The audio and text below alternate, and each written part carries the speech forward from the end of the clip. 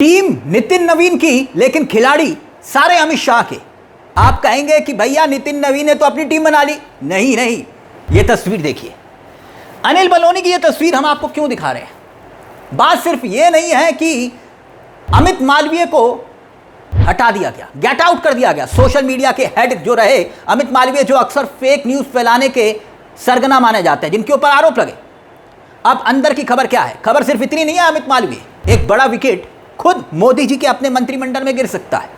BJP की नई team की अंदर की कहानी क्या है? यहां तक कि बीजेपी की नई टीम में आने वाले कुछ चेहरे अकाउंट्स डिलीट कर रहे हैं, उड़ा रहे हैं, हैंडल्स प्रोटेक्ट कर रहे हैं। देखिए, हैंडल प्रोटेक्ट कर रहे हैं, कुछ उड़ा रहे हैं। चल क्या रहा है साहब? साफ सफाई चल रही है क्या? खैर, कई खबरें हैं। खबरों की खबर ये कि भैया एक और मंत्री की छुट्टी हो सकती है मोदी जी के। 13 उपाध्यक्ष बनाए गए। कितने? 13 उपाध्यक्षों में 5 महिलाएं हैं। 8 महासचिव बनाए गए हैं, 1 महिला है। और उनमें से एक महिला स्मृति ईरानी। जी हां, क्योंकि कभी स्मृति ईरानी भी भाजपाई हुआ करती थी, बड़ा चेहरा। यूपी के 8 पदाधिकारी हैं, दिल्ली के 10, महाराष्ट्र के 5, राजस्थान के 4, उत्तराखंड के 4, पंजाब और बिहार में 2-2 चेहरों को जगह मिली है। लेकिन सबसे ज्यादा जिक्र अमित मालवीय का हो रहा है। लेकिन अमित मालवीय की जगह कौन आया? दीपक जी को सोशल मीडिया का हेड बनाया गया है, लेकिन खुद के उनके फेसबुक पर साल में 2 बार पोस्ट होते हैं। मैं मजाक नहीं कर रहा, देखिए, साल में 2 बार पोस्ट हो रहे हैं। अब अमित शाह की टीम कैसे? आप कहेंगे कि भैया दबदबा अमित शाह का कैसे? अनिल बलूनी की तस्वीर पर वापस आइए। अनिल बलूनी बहुत खास हैं अमित शाह के, और जो बीजेपी को समझते हैं, देखते हैं, वो जानते हैं कि अनिल बलूनी का कद क्या है। वो सिर्फ मीडिया के प्रभारी नहीं है। जब इन्हें यह जगह मिली थी ना, यह जगह मिली थी 2017 में। राष्ट्रीय मीडिया प्रभारी के तौर पर अनिल बलूनी की 2017 में एंट्री हुई, और 2017 में प्रभारी और मुख्य प्रवक्ता की दोनों की जिम्मेदारी मिली, और आज 2026 इसी पद पर कायम है। संगठन के भीतर इस तस्वीर के एक मायने और हैं। एक चेहरा इस तस्वीर में गायब है। अब कौन गायब है उस पर भी मैं आऊंगा। लेकिन उत्तराखंड में संगठन के भीतर, सरकार के भीतर अनिल बलूनी के बिना पत्ता नहीं हिलता। जो भी मुख्यमंत्री बना, पहले अनिल बलूनी के दरवाजे पर जरूर आया। अब राष्ट्रीय सचिव रह चुके पूर्व सीएम तीरथ सिंह रावत, राष्ट्रीय उपाध्यक्ष उनको बनाया गया। आलोक भट्ट सोशल मीडिया के सह संयोजक।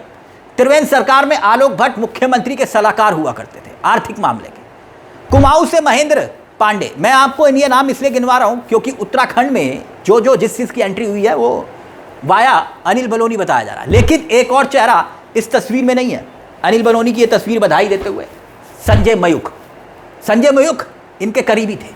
संजय मयूख लंबे समय से बीजेपी के मीडिया विंग से जुड़े हुए चेहरे थे।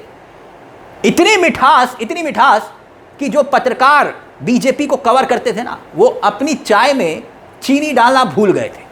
इतनी मिठास फीकी पीना शुरू कर दी थी। और अब जिनकी एंट्री हुई है वो अनिल बलूनी और जो संजय मयूख है ना, उनसे बिल्कुल विपरीत है। फिलहाल जलवा कायम अनिल बलूनी का, लेकिन 3 मीडिया सह संयोजक जो बनाए गए हैं, उनके तेवर संजय मयूख के जैसे नहीं है। वो सीधा एंट्री करते हैं गेट के अंदर, और बताया यह जा रहा है कि वो ये नहीं कहते मैं आई कम इन सर, वो सीधा एंट्री कर जाते हैं, और अगर नाराज हो गए तो बवाल भी कर जाते हैं। इस तरह की खबरें हैं। खैर, वो सभी नितिन नवीन के करीबी हैं, यानी जो टॉप पर बैठे हैं वो अमित शाह के हैं, और जो अमित शाह के टॉप के अधीन बैठे हैं वो नितिन नवीन के खास हैं। खैर, अनिल बलूनी से आगे निकलते अब आते हैं जिस कैरेक्टर का जिक्र किया जा रहा था कि भाई अमित मालवीय को अमित शाह ने गेट आउट क्यों कहा। बीजेपी की फेक न्यूज फैक्ट्री के सरगना होने के आरोप अमित मालवीय पर अक्सर कांग्रेसियों ने लगाए। लेकिन खबर यह है कि फर्जी खबर चलाने का इनके ऊपर कई बार आरोप तो लगा, लेकिन इन दिनों बीजेपी के सोशल मीडिया हैंडल्स का खस्ता हाल हो चुका था। इसीलिए इनको गेट आउट कहना पड़ा। आईटी सेल के मुखिया के तौर पर अमित मालवीय का कार्यकाल बेहद शर्मनाक रहा। कई बार आरोप लगे, और इन आरोपों के भीतर आप हाल ही में देखिए कांग्रेस और बीजेपी के इंस्टाग्राम पर फॉलोअर्स देखिए। उदाहरण के तौर पर और ये फॉलोअर्स बताते हैं कि भाई जहां बीजेपी के पास संसाधनों की कोई कमी नहीं, 22 राज्यों में सरकारें हैं, और उसके बावजूद इंस्टाग्राम पर देखिए कितने फॉलोअर्स हैं। और दूसरी तरफ कांग्रेस के फॉलोअर्स पर गौर करिए। इसीलिए अमित मालवीय को लेकर कई बार सवाल संगठन के भीतर भी खड़े हो रहे थे। अब व्हाट्सएप ग्रुप से आगे निकलते हुए जमाना इंस्टाग्राम पर पहुंच गया है। कल तक तो व्हाट्सएप ग्रुप पर ही मामला था कि भैया व्हाट्सएप यूनिवर्सिटी के जरिए पूरा का पूरा मामला बदल दो, लेकिन यहां पर आईटी सेल के मुखिया के तौर पर अमित मालवीय को गेट आउट कहना मजबूरी बन गई थी। अब कहने वाले कह रहे हैं कि मोदी जी इनको मंत्री बना सकते हैं। अब कुछ लोग मजाक में कह रहे हो, लेकिन मैं इसको मजाक में नहीं लेता, सीरियसली लेता हूं। आप कहेंगे क्यों, अमित मालवीय को कैसे मंत्री बना देंगे? भाई मोदी जी खोज खोज कर नगीने तलाशते हैं, खोज खोज कर टैलेंट हंट मोदी जी चलाते हैं।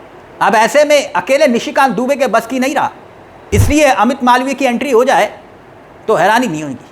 खैर अभी देखिए आगे आगे होता है क्या, लेकिन ये खबरों की खबर बताती है कि मामला सीधे तौर पर बीजेपी के भीतर के बवंडर का भी है।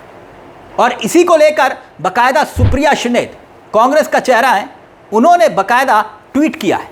और सुप्रिया शिनेत ने जो ट्वीट करते हुए लिखा है, अब सुप्रिया शिनेत का ट्वीट भी देखिए आपकी स्क्रीन पर। बीजेपी की फेक न्यूज़ फैक्ट्री के एक सरगना अमित मालवीय की विदाई आज हो गई।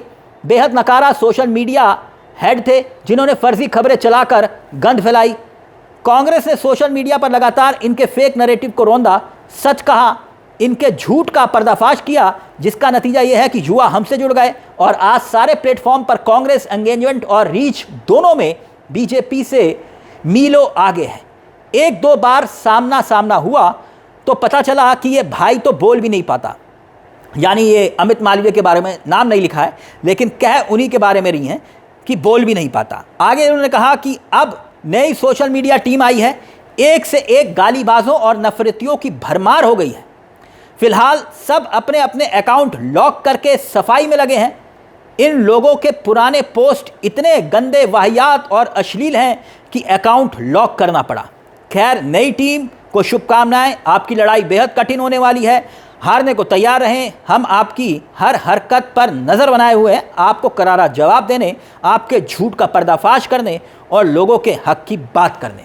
तो यहाँ पर जो है ना दोस्तों, कहा जा रहा है कि अंदर मामला सियासी भूचाल की तरह है, कुछ अपने नाराज भी हैं। खैर इस पूरे मामले को लेकर आपकी क्या राय है? अपनी राय कमेंट बॉक्स में ज़रूर दीजिएगा। स्मृति ईरानी की भी एंट्री हो चुकी है, दूसरी तरफ कंगना रनावत है, तो यानी फुल टू आप कह सकते हैं एक सियासी पॉलिटिकल पैकेज बीजेपी का तैयार है। लेकिन टीम जो है ना वो अमित शाह की ही है, सिर्फ कप्तान का चेहरा बदला है। सुपर कप्तान बिग बॉस कोई और ही है। राय जरूर रखिएगा कमेंट बॉक्स में। मुझे तिलक चावला को दीजिए इजाजत। नमस्कार, जय हिंद, जय भारत।